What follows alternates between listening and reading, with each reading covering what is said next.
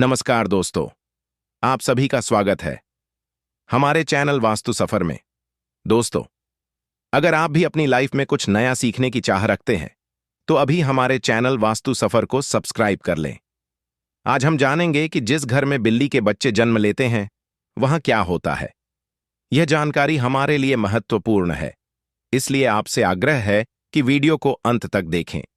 बिल्लियां दुनिया के सबसे लोकप्रिय पालतू जानवरों में से एक हैं और वे लगभग हर जगह पाई जाती हैं जहां इंसान निवास करते हैं।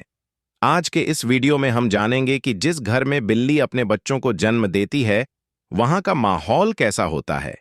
यदि आपके घर में भी बिल्ली रहती है या बिल्लियां अपने बच्चे पैदा करती हैं तो यह वीडियो आपके लिए बेहद खास है।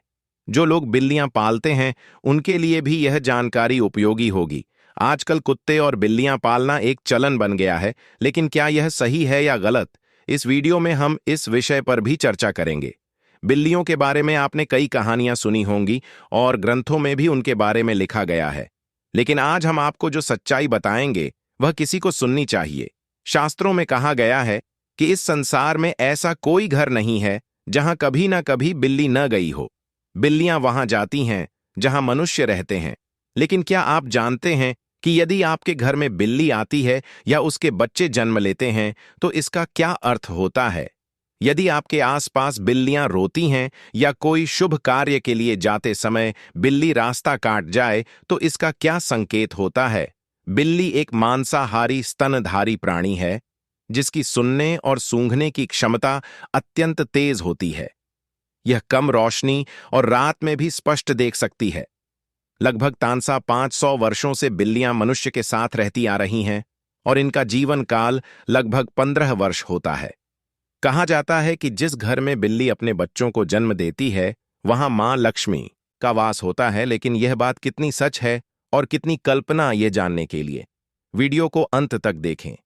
यदि हमारी प्रस्तुति आपको पसंद आती है तो वीडियो को लाइक करें और चैनल को सब्सक्राइब करें। तो चलिए वीडियो को आगे बढ़ाते हैं और इस रोचक विषय पर चर्चा करते हैं। उसका वह पुत्र बिल्कुल अपाहिज होता है, नहीं तो वह बिस्तर से उठ पाता है और न ही वह चल पाता है।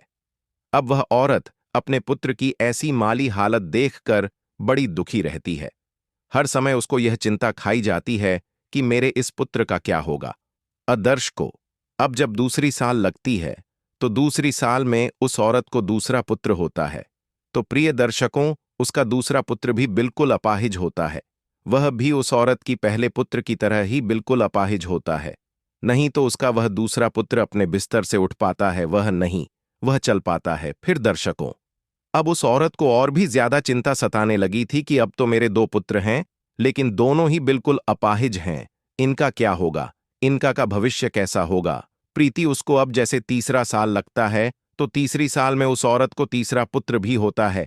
जब उस औरत को तीसरा पुत्र होता है तो उसकी भी वैसी ही हालत थी जिससे दोनों पुत्रों की थी। वह तीसरा पुत्र भी नहीं तो चल पाता है और न ही अपने बिस्तर से उठ पाता है। प्रदर्शकों, अब वह औरत को और भी ज्यादा चिंता सताने लगी कि अब मेरी 3 पुत्र हो गए, लेकिन तीनों ही बड़े अपाहिज हैं। तीनों ही चलने फिरने की हालत में नहीं है। इनका भविष्य क्या होगा? अब इनका लालन पालन कौन करेगा? मैं कितने दिन जिंदा रहूंगी? जब तक मैं जीवित हूं तब तक तो इनकी देखभाल मैं कर सकती हूं, लेकिन मेरी जाने के बाद इनका क्या होगा? यही चिंता उस औरत को खाई जा रही थी। प्रदर्शक, अब चौथी वर्ष लगती है तो चौथी वर्ष में उस औरत को चौथा पुत्र होता है। तो प्रिय दर्शकों को चौथा पुत्र भी अपाहिज होता है। वह चौथा पुत्र भी सेम वही कंडीशन में होता है। वह भी नहीं तो बिस्तर से खड़ा हो पाता है, नहीं चल पाता है। प्रदर्शकों, अब उस औरत की और भी ज्यादा हालत खराब हो जाती है। अब उस सोचने लगती है कि हो सकता है मेरी कोख से हमेशा अपाहिज पुत्र ही जन्म क्यों लेते हैं। हो सकता है मेरी कोख में कोई मिस्टेक है, मेरी कोख ही खराब है, मेरी कोख ही खराब है। यही सोचकर वह औरत बड़ी दुखी हो जाती है। अब कुछ दिनों बाद 5वीं साल लग जाती है और 5वीं साल में उस औरत को 5वां पुत्र होता है।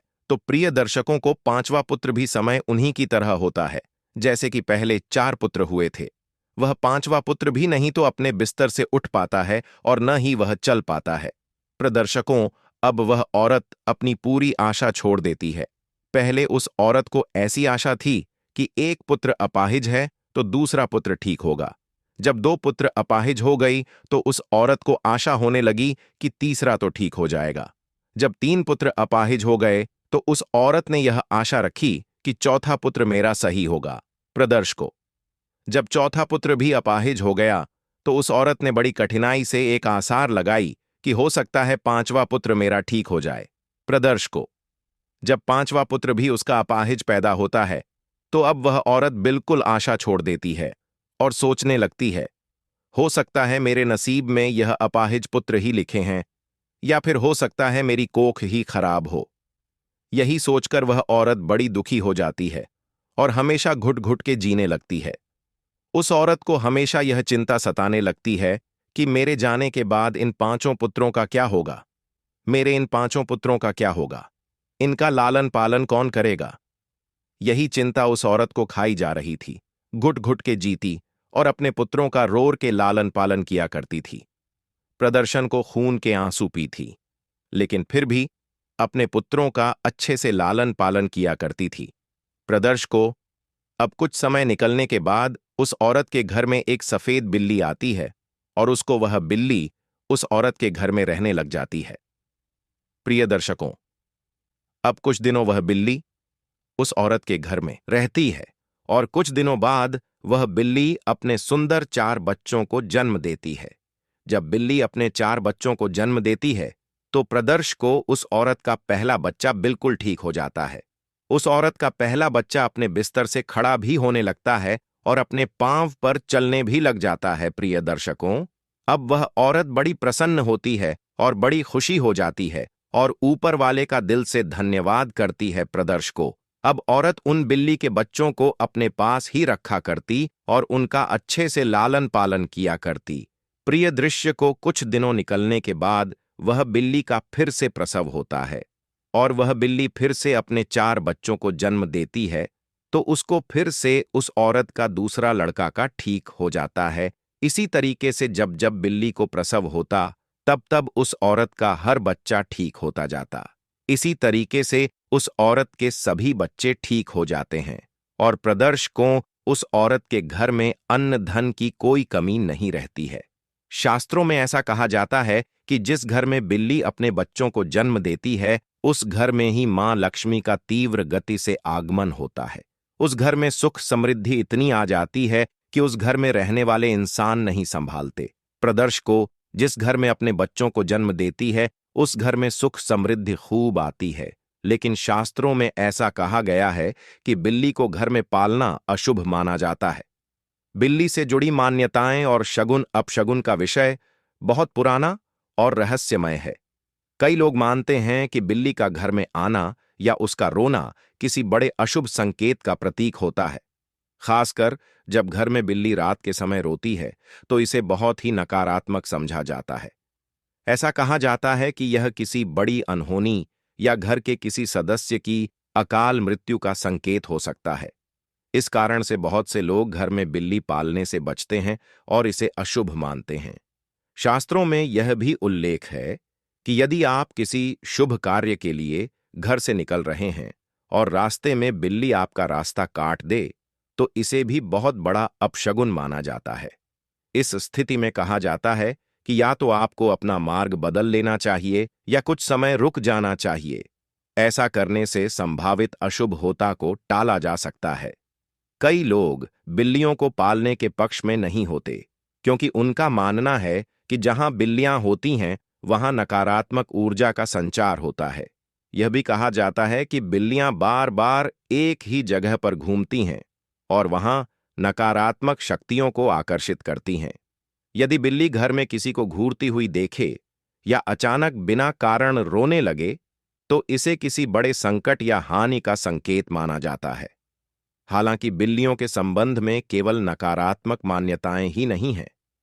कई जगहों पर ऐसा भी कहा गया है कि यदि घर में बिल्ली बच्चे देती है तो इसे बहुत शुभ माना जाता है। इसे लक्ष्मी के आगमन का प्रतीक माना जाता है और विश्वास किया जाता है कि इससे घर में धन धान्य की वृद्धि होती है। खासकर दीपावली के दिन यदि घर में बिल्ली आ जाए तो इसे सौभाग्यशाली घटना के रूप में देखा जाता है। ज्योतिष शास्त्र के अनुसार यदि किसी व्यक्ति की कुंडली में राहु ग्रह अशुभ स्थिति में हो और उसके कारण जीवन में परेशानियां आ रही हों, तो बिल्ली पालने से राहु के नकारात्मक प्रभाव को कम किया जा सकता है। ऐसा माना जाता है कि राहु की सवारी बिल्ली होती है, इसलिए बिल्ली को पालने से राहु शांत होता है और शुभ फल मिलने लगते हैं। बिल्ली के रास्ता काटने से जुड़ी मान्यताएं भी दिलचस्प हैं। मान्यता है कि यदि बिल्ली बाईं ओर से दाईं ओर रास्ता काटती है तो यह अशुभ माना जाता है, लेकिन यदि वही बिल्ली दाईं ओर से बाईं ओर जाती है तो इसे शुभ संकेत माना जाता है। यह धारणा कई सालों से चली आ रही है और अब भी कई लोग इस पर विश्वास करते हैं। बिल्ली के रोने को लेकर भी अलग अलग मान्यताएं हैं। कुछ लोग मानते हैं कि बिल्ली की आवाज सुनने से घर में भय और चिंता का वातावरण बनता है। खासकर रात के समय बिल्ली का रोना किसी अनहोनी या बुरी घटना का संकेत देता है। हालांकि कुछ लोग इसे केवल एक संयोग मानते हैं और इसे अधिक महत्व नहीं देते। बिल्लियों को पालने वाले लोग अक्सर उनके साथ गहरा भावनात्मक संबंध बनाते हैं। बिल्ली इंसानों की संगत में रहना पसंद करती है और अक्सर अपने मालिक का ध्यान आकर्षित करने के लिए म्याऊ करती है। जब वे अकेली महसूस करती हैं तो वे खेलना, प्यार पाना या बातचीत करना चाहती हैं। इसलिए यदि आप बिल्ली पालते हैं तो उनके साथ समय बिताना और उनका ध्यान रखना बहुत महत्वपूर्ण है। बिल्लियों का आपस में झगड़ना भी एक दिलचस्प विषय है। ऐसा कहा जाता है कि यदि घर में बिल्लियां आपस में लड़ाई करती हैं तो यह गृह कलह या धन हानि का संकेत हो सकता है।